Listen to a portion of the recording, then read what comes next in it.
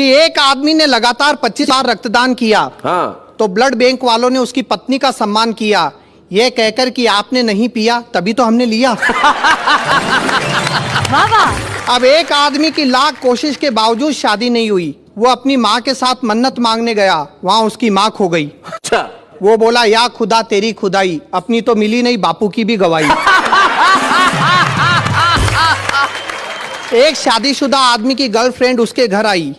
यह देखकर उसकी बीवी जोर से चिल्लाई, ये मैं नहीं सह सकती, एक ही म्यान में दो तलवारें नहीं रह सकती। बिल्कुल नहीं रह सकती। पति ने प्यार से समझाया, पगली तलवार का जमाना गया, तू ही बता अब तलवारें दिखती है कहीं? ये रिवॉल्वर का जमाना है, और एक रिवॉल्वर में 6 गोलियां रहती है कि नहीं? हमारे देश में बेरोजगारी की समस्या इतनी है कि एक 60 साल का आदमी कंपनी में जाकर कहता नौकरी दो। मैनेजर बोला, लेकिन चाचा ये तो आपकी पेंशन की उम्र है। चाचा बोला, तो पेंशन दो। अब एक आदमी बैंक में गया अपना 10,000 का चेक लेकर। कैशियर ने नो बैलेंस का ठप्पा लगाकर वापस कर दिया। वो चिल्लाया, जब बैलेंस नहीं है तो इतना बड़ा बैंक खोलकर क्यों बैठा है?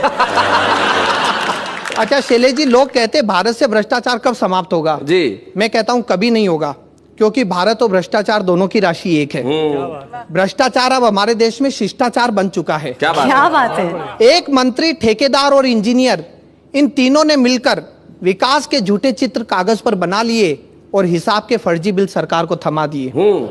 तभी एक बकरी का बच्चा उस फाइल को खाने लपका, पर अगले ही पल वो उन कागजी बिलों को सूंघ कर चला आया। मंत्री, ठेकेदार और इंजीनियर तीनों ने पूछा, ये क्या हुआ? चपरासी हंसकर बोला, हुजूर जब आपके आंकड़े सरकार के गले नहीं उतर रहे हैं। क्या बात है गौरव, वाह वाह वाह वाह, बहुत अच्छे। सरकारी क्षेत्रों में व्याप्त भ्रष्टाचार पे 4 पंक्तियां है।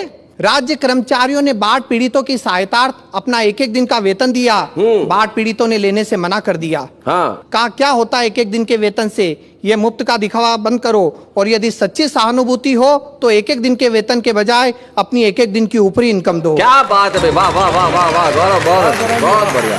अच्छा शैलेश जी, नेहा जी, जी, हर व्यक्ति की जिंदगी में एक दौर ऐसा आता है जब वो आत्महत्या करने की सोचता है। लेकिन उसके मित्र, उसके रिश्तेदार उसे समझाते हैं और रोक लेते हैं। हाँ। वो लोग बड़े खुशकिस्मत होते हैं।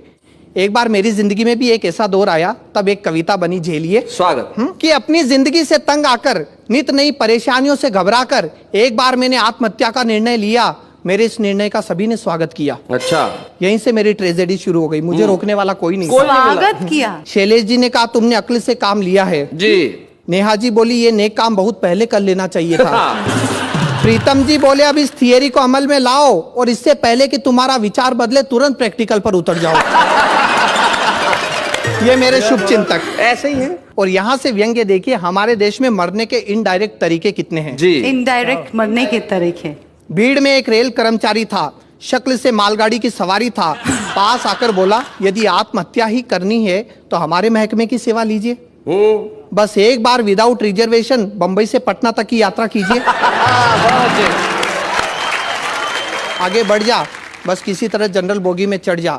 ट्रेन पटना पहुंच जाएगी, लेकिन बेटा तेरी तो बस खबर ही आएगी। बहुत बढ़िया। और यदि तेरी किस्मत अच्छी रही तो पटना पहुंचने से पहले ही ये ट्रेन किसी पुल से गिर जाएगी या दूसरी ट्रेन से जा टकराएगी। कब परलोक का टिकट कट गया तुझे पता भी नहीं चलेगा।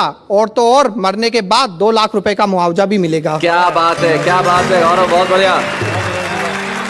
कि एक चुनाव हारा नेता दौड़कर आया, आकर चिल्लाया, सुना है आपका आत्महत्या का इरादा है, हम आपकी मदद करेंगे, ये हमारा वादा है। वाह। इस देश में कितनी समस्या है, हर समस्या की जड़ जनसंख्या है, इसका एकमात्र इलाज आत्महत्या है। क्या बात है, क्या बात है। लेकिन सामने चुनाव पड़े हैं जिसमें हम भी खड़े हैं, तब तक सब्र करना, हमें वोट देकर मरना। वाह वाह वाह वाह, बहुत बढ़िया गौरव।